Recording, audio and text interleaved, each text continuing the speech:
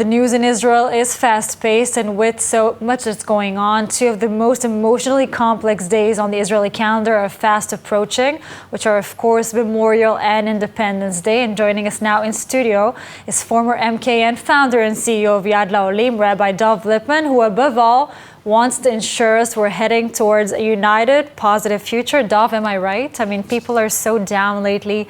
Please break down the latest events for us. Absolutely, Amid, and it's great to be here in studio with you.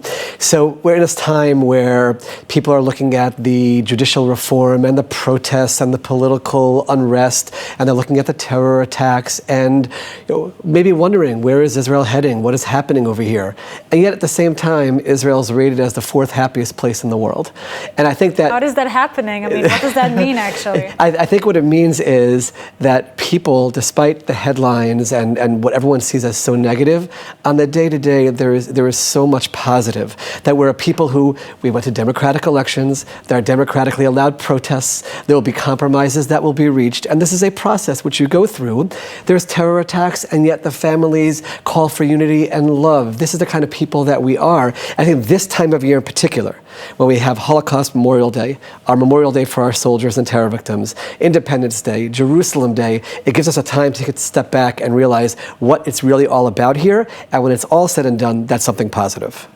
Definitely true. Now, you visited the D family. Speaking of unity, you wrote beautifully about it. Can you tell us more about your post that you wrote and what it actually said? What was the content of it? You know, you go to the house of a mourner, you never know what to expect. And, I've been a mourner myself, so I know what it is, not in these tragic circumstances, to be on the other side, but it's always an unknown. This family has taken this horrific, catastrophic, tragic event that none of us can even fathom, and are turning it to such a positive. And Leo D., Lucy's husband and the father of these girls, sat there in a room, a tent filled with a lot of people, and day after day for this week has been calling on people, do good deeds, do acts of love, don't wait for tragedy to come to take your idea and try to make the world a better place. And I think it also reminds all of us in Israel who we are in this country. This is a country that, unlike the way we're portrayed sometimes in the world, we are a country that does so much good. We have so many good ideas, and we have so much love, and we want peace. And here's a father and a husband who could be out there with venom and anger and calling for vengeance, and it's just the opposite. He's talking about love amongst Jews in Israel, love amongst Jews and non-Jews in Israel, and that we should be spreading good deeds and good ideas to make the world a better place. And that just fills everyone with unbelievable inspiration in these challenging times. We have nothing to complain about after we see this inspirational man, inspirational words. How is the family doing actually right now? I mean, what did you get there? There's no doubt that anybody who goes to this kind of a tragedy, they're going to have very, very difficult times, but they are surrounded by an incredible community, first and foremost, in Efrat.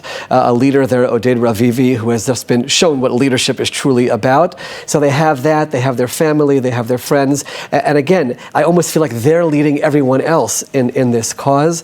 And that's a tremendous source of inspiration, and most importantly, unity. Their call in this difficult time for everyone to come together, and the Israeli flags, instead of them being the signs of the coalition or the opposition in the demonstrations, to be, we are here together to celebrate. I think that's their message, and they're going to outcome the other side of this so much stronger because of that approach.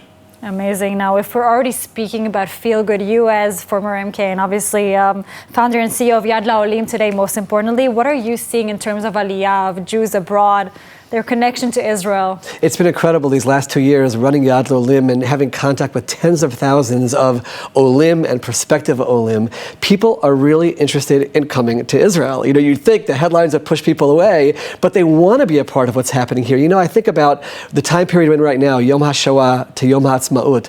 1945, the greatest catastrophe that ever hit our people, 6 million people murdered, and 3 years later, we're establishing a state of Israel. That's the way we are. We keep on moving forward, and we come out stronger. And I think the people around the world see that, and they want to be part of what's happening here. So we at Yad L'olim, we're trying to help thousands of people who are turning to us for services and for help, and to make sure that their absorption to Israel can be a good, smooth, solid one.